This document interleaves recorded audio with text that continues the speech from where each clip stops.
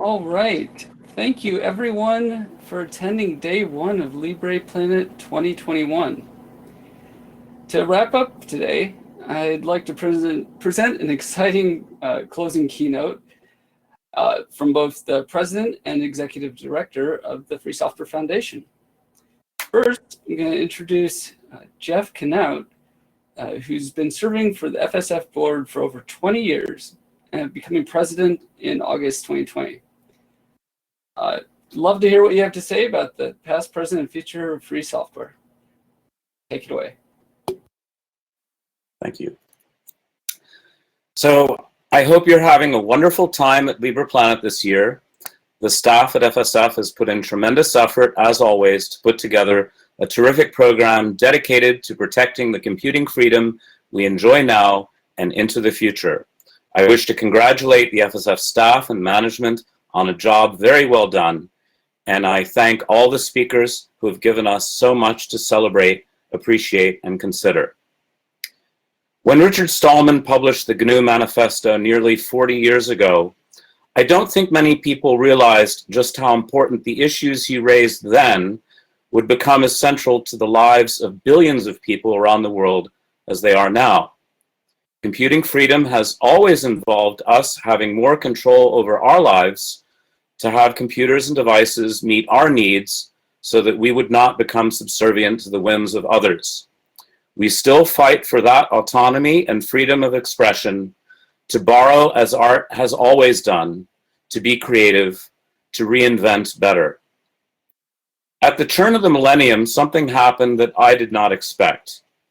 In the last couple of decades, we have encountered new encroachment on our rights as individuals. We now have companies that view us as the product. They harvest our data, our DNA, our histories. They tell us we do not own ourselves. Rightly, people have rebelled against this. I grew up in the 20th century, a century that was once considered modern. In that century, tyrannies brutalized people unspeakably, and good people rose to defeat tyrants. It was alternately horrible and hopeful. I often wonder what the 21st century will bring for my children, for their children, for most of you. This will be your century. In recent years, I have wondered if the 21st century will be the age of the dictator. What could prevent that? There is so much mass surveillance and control of speech in many parts of the world. Will people be as free as we have been? More so or less so? I think to a large extent, the answer to that will depend on people who are devoted to freedom in computing.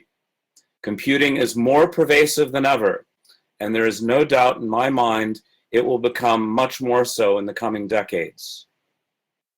There has been growing awareness that many people are concerned for their civil rights, and have been for too long. That is beginning to change as people say, enough is enough. One group may be highlighted one year, another group another year, as headlines chase the misfortunes of the dispossessed.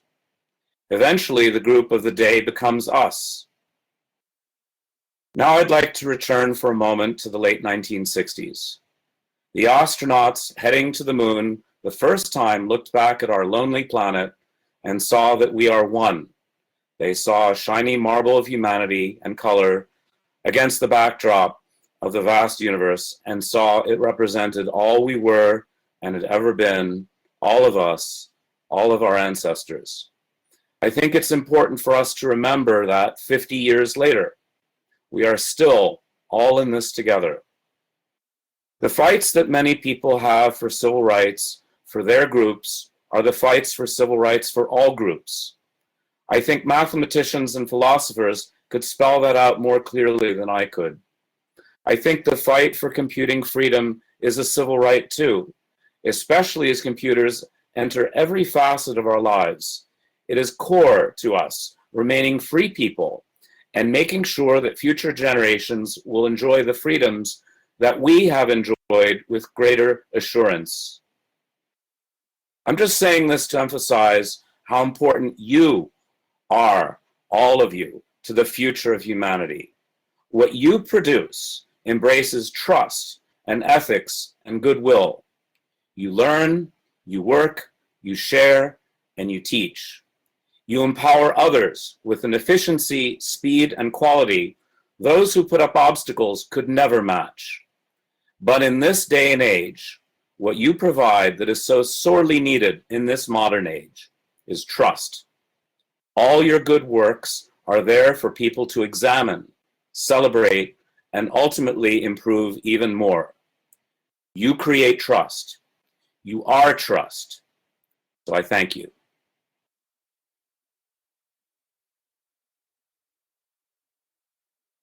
All right. Thank you very much, Geoff. Next, I'd like to introduce John Sullivan, who's been working at the Free Software Foundation since 2003 and serving as executive director since 2011. Without further ado, please take it away.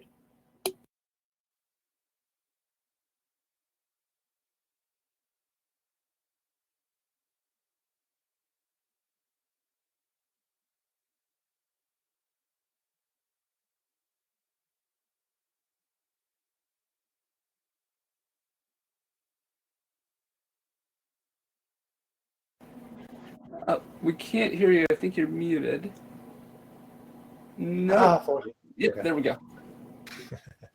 Hi, everyone. Let me add my thanks to all of you for joining us here at the virtual edition of LibrePlanet 2021. I am John Sullivan, the executive director here, and no, I have not had a haircut since 1 year ago when I had one right before I thought I was going to be headed to Boston for LibrePlanet in person. So, looking back, I think we can say pretty clearly, confidently, that that was the right decision to go online only. It was an incredibly difficult decision still, since we had to make it just days before Massachusetts actually said no in-person events, big in-person events should be held. But I still want to apologize to all of you who had plans disrupted.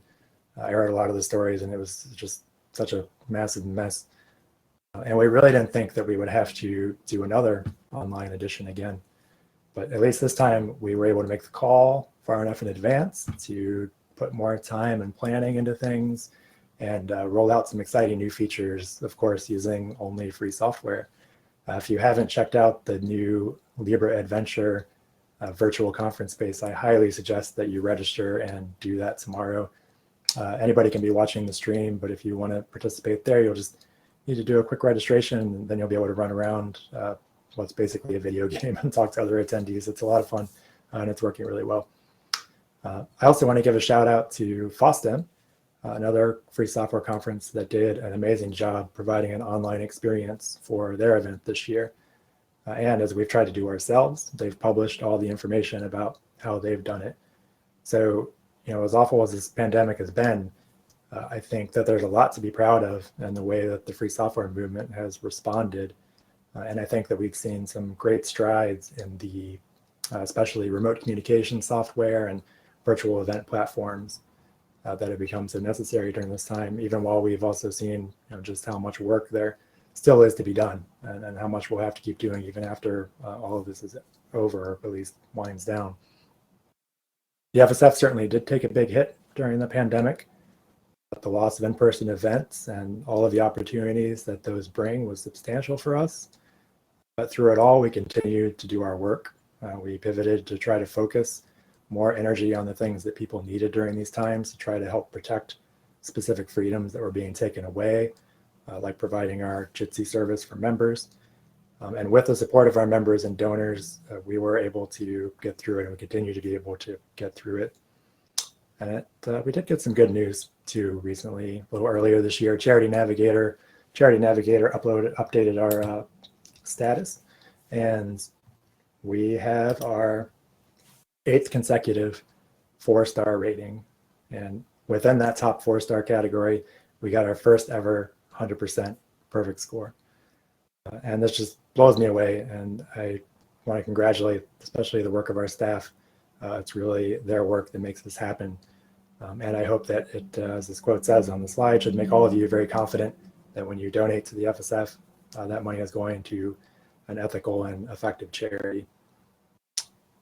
I know that besides the pandemic, there are a lot of other big conversations happening in free software right now about massive technology-related changes in our world.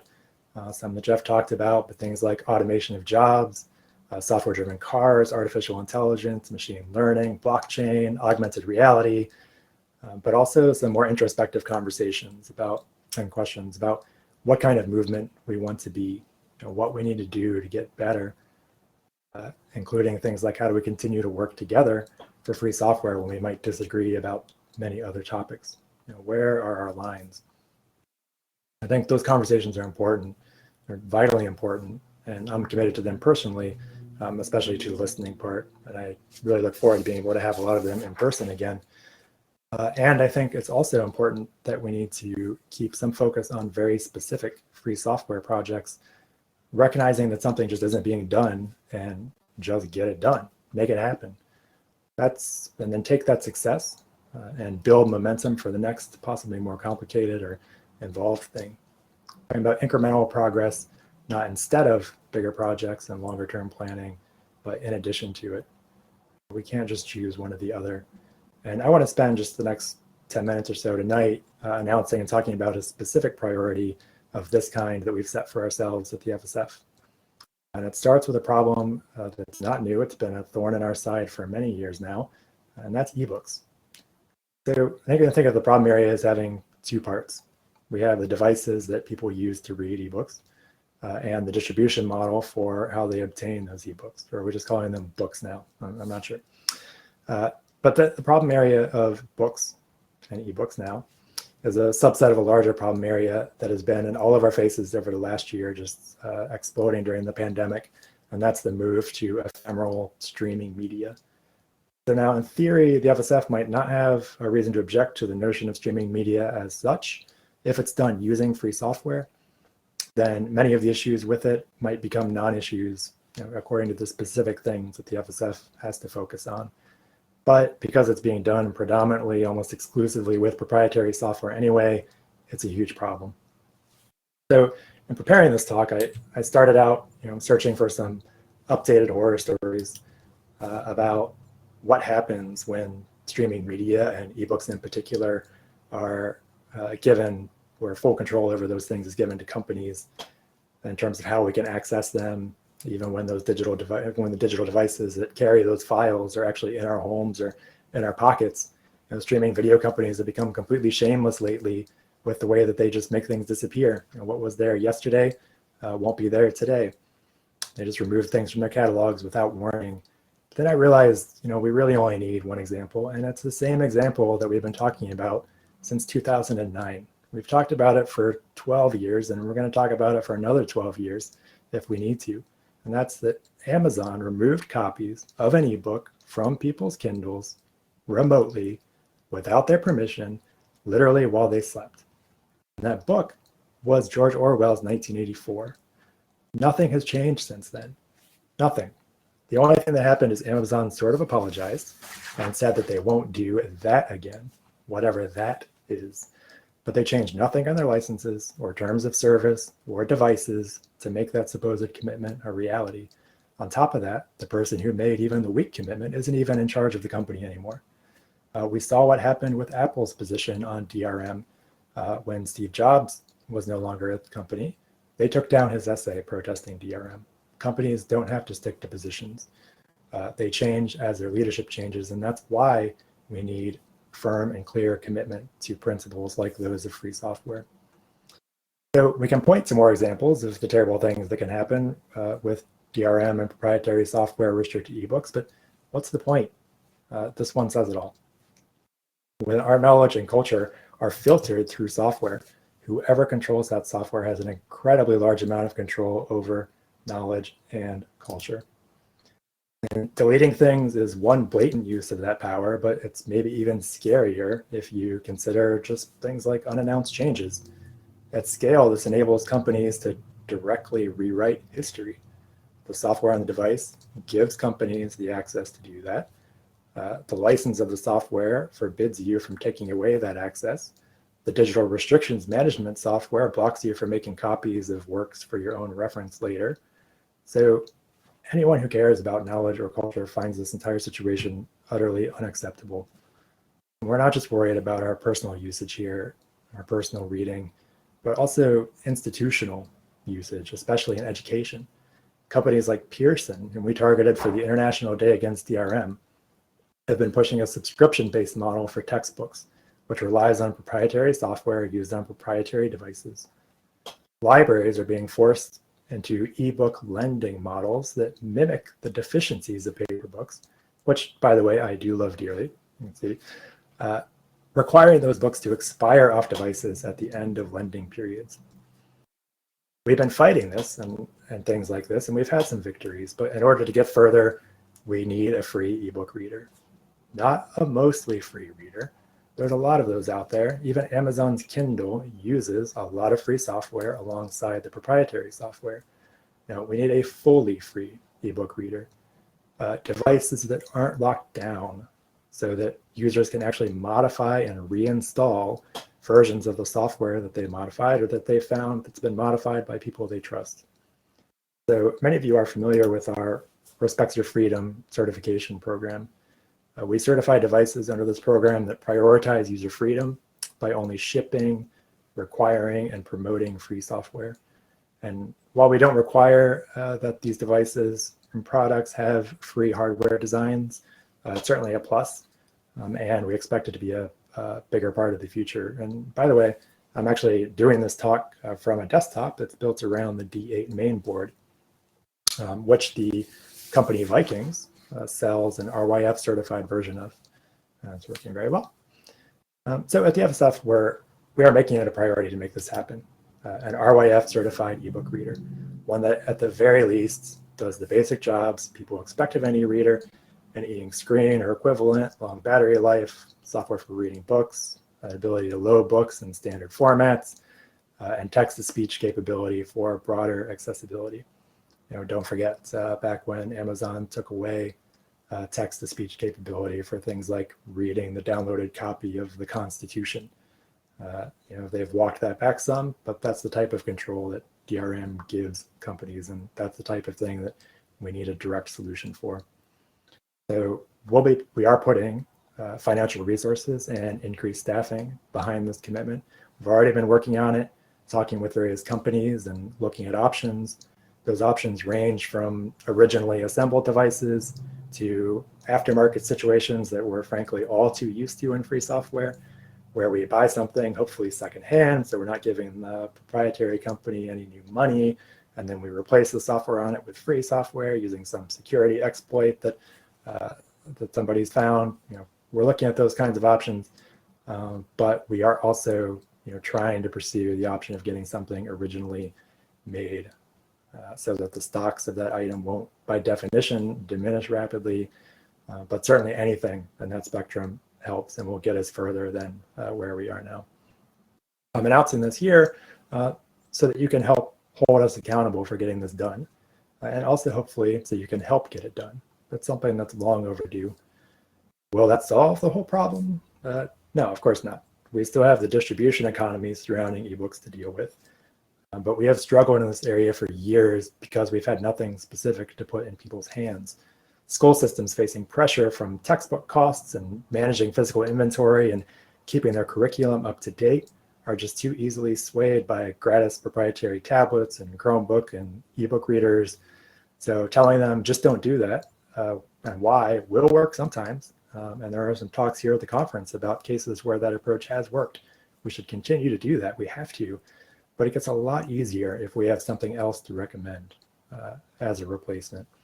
And we'll still have to break the tight connection between ebook devices, e-reader devices, and DRM'd ebook distributors.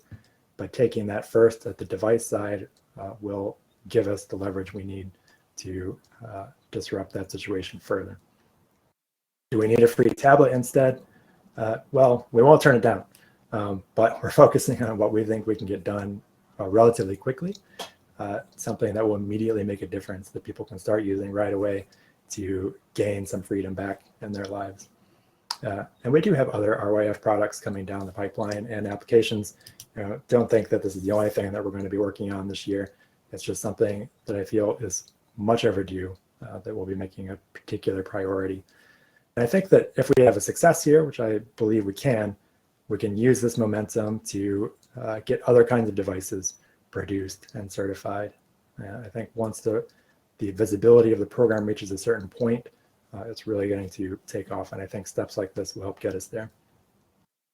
So please do support the companies that are selling RYF certified products. Those are listed on ryf.fsf.org. Encourage more people to apply for certification. It's my hope that at the next LibrePlanet, where I hope to see many of you in person, we'll see a lot of free ebook readers floating around, and maybe you'll even be able to buy one in the exhibit hall. I want to thank you all for your support, your memberships that make this work possible, plus all of our other work, the animated videos we've been putting out to help spark interest in free software among the general public, the free software infrastructure we provide, and that we'll be providing some new services for, including a Forge, so that people can develop free software in full freedom, our licensing, education, and enforcement work, our advocacy work with the campaigns team. We can't do any of this without you, and we really appreciate your support. You'll see on the slide here, there's a few URLs for specifically how you can help with the ebook effort. There's an extensive research page already started on the LibrePlanet wiki, and we have a mailing list dedicated to getting updates on the progress here if you'd like to join that. Thank you very much. Oh, and I want to specifically call out, you'll see a project here listed with the parabola distribution in the URL there. That's actually a way you can install free software on a Remarkable 2 ebook reader. And he's done a great job with that. I encourage you to check that out. So we'll be looking at projects like that and many others in order to help do everything we can for you in this area. Thank you.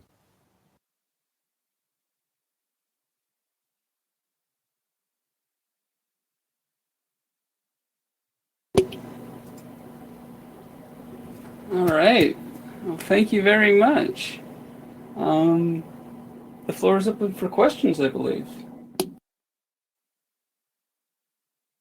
All right. So actually, we have one from the earlier one. Was there a baby GNU in the background, Geoff? Yeah, it's hold on. I'll make, it's not actually a baby GNU, it's a grown GNU. Hold on. It's the big one. Oh, yeah.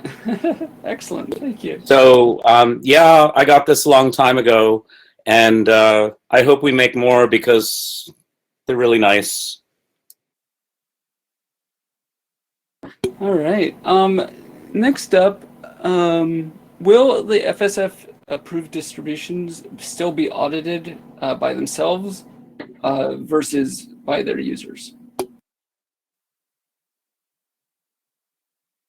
I think I maybe not understand the question, because we have a great community of people helping out with auditing distributions that apply for endorsement from the FSF.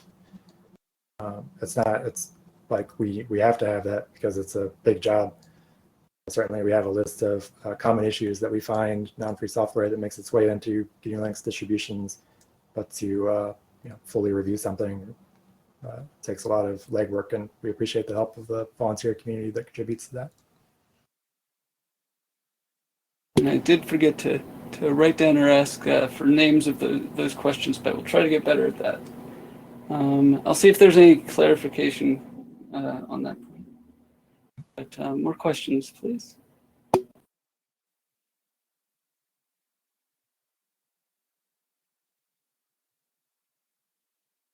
So I kind of have a question. There's a couple of people kind of speaking to this, but could you speak more to the RYF certification?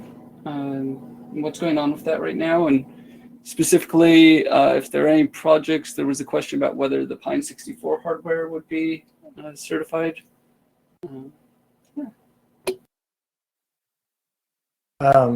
So in general, we keep the specific applications private during the application process, but some companies have been public about the fact that they've applied. So Purism has talked about their desire to get RYF certification for their LibreM phone, and that's an exciting prospect. for the future, I think, but also certainly a complicated one. I think Pine64 is doing great things. I think that they've talked about some of the places where they still have non-free software. I don't know their full catalog and what any issues might be, but I do think they're extremely promising. I mean, I think that they are really showing how you can, a new kind of company that we need more of, really, that's making products that are trying to push the needle in the right direction. And affordably, which is, I think that they're targeting kind of a different part of the potential audience here than some other companies have tried to in the past. All right, thank you. The Catster is asking, are there any open source e-readers right now? Or is the only option currently hacking them? I don't know of any that are sold with free software and only free software on them. Most e-readers, not all of them, have some amount of free software on them. There are, in particular with some of the Kobo readers, I know people who have worked out how to install free software on them after the fact.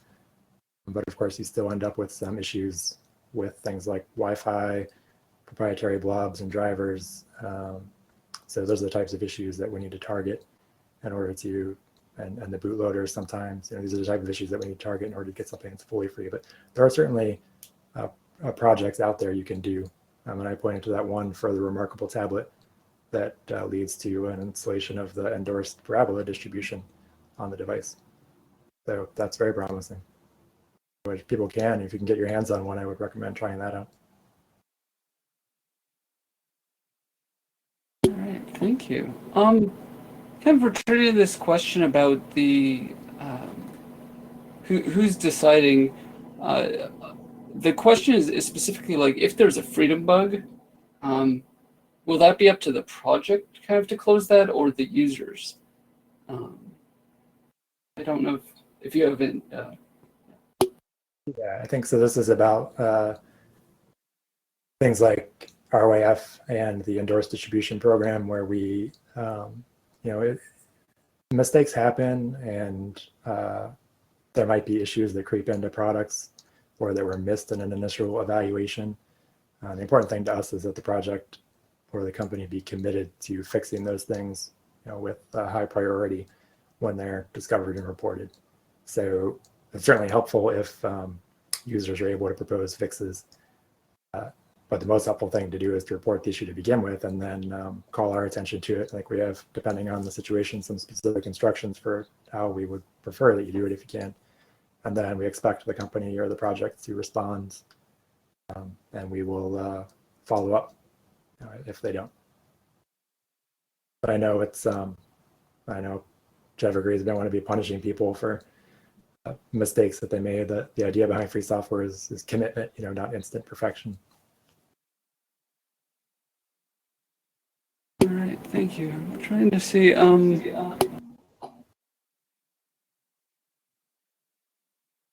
So, Lunar's asking, the Free Software Foundation has the focus on software users specifically, but is there a way to consider just freedom of the people in more general from being used by software in that future? So employee surveillance, there are free software surveillance tools, and how that might play into things. So, I'll just jump in, and then John, you can add whatever you feel. These are things that we talk about.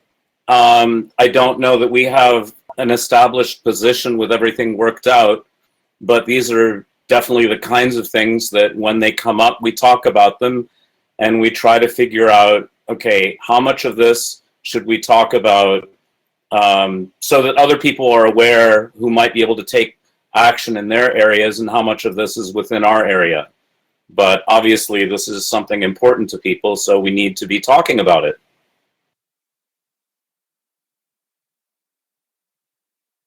Yeah, absolutely. And I think that I don't think this is always true, but I think in many of the cases, if whatever software is involved in the situation is made free, that can dramatically change the whole dynamics of the situation in other ways. So, making a company distribute their app as free software, or convincing them to distribute their app as free software when all their app does is talk to a server, it won't fix the problems on the server. But if you think through what that means for kind of social change and people's approach to those relationships, if we stay focused on getting all of the software free, I think that the other solutions might become a lot clearer to us in a lot of cases.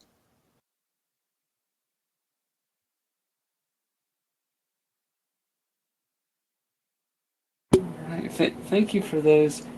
I'm trying to see whether there's been a bit of chatter where I'm not sure if there's an actual question there. So, and then chatter's good. Questions come out of chatter. That is true. And eventually, and basically the question comes down to what's the status update on GNU Herd and whether to use GNU Herd versus GNU+linux. John, I'm going to leave that one to you, or I would leave it to RMS.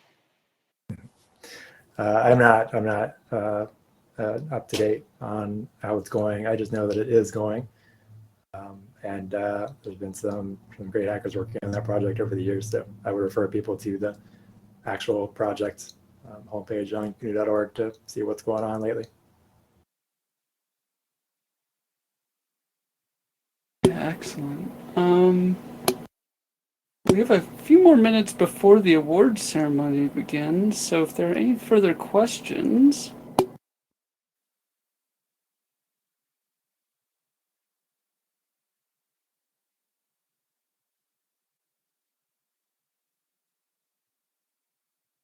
So there's a question here from JXJ about as software has become something that's easier to design as a child, and now hardware is starting to get to that point, whether the FSF has considered these software-like hardware design as being part of the scope of the mission.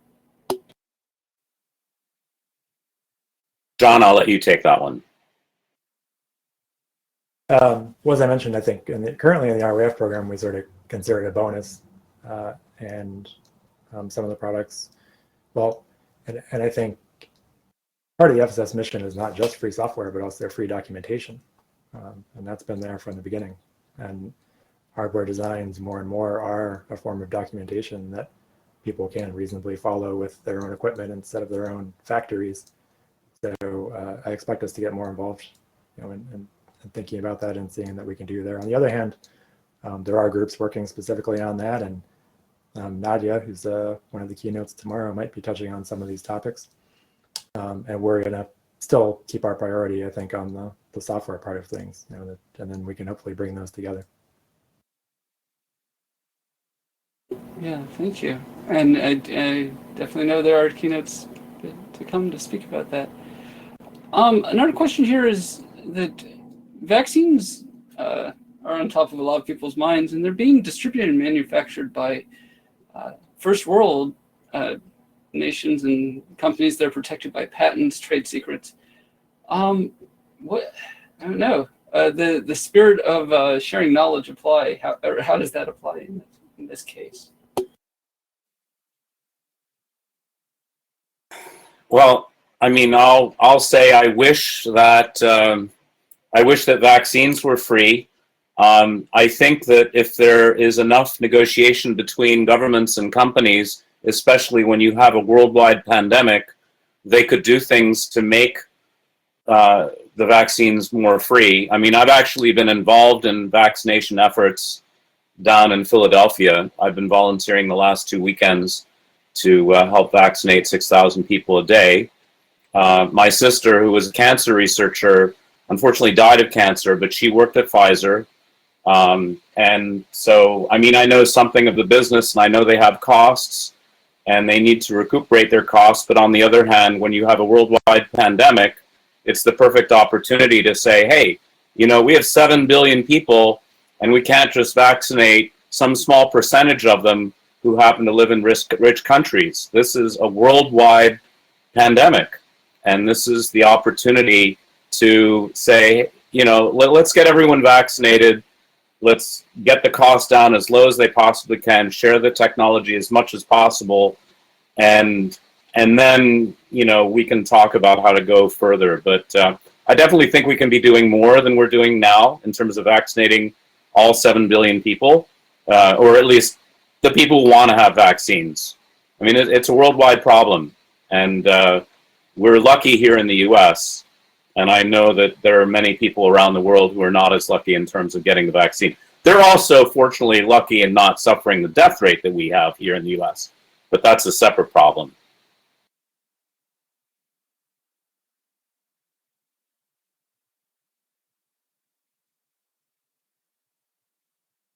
All right. Well, thank you for that, and thank you for helping getting vaccines in arms. Many hands make light work. I'm just one of many, many volunteers. FEMA put out the word.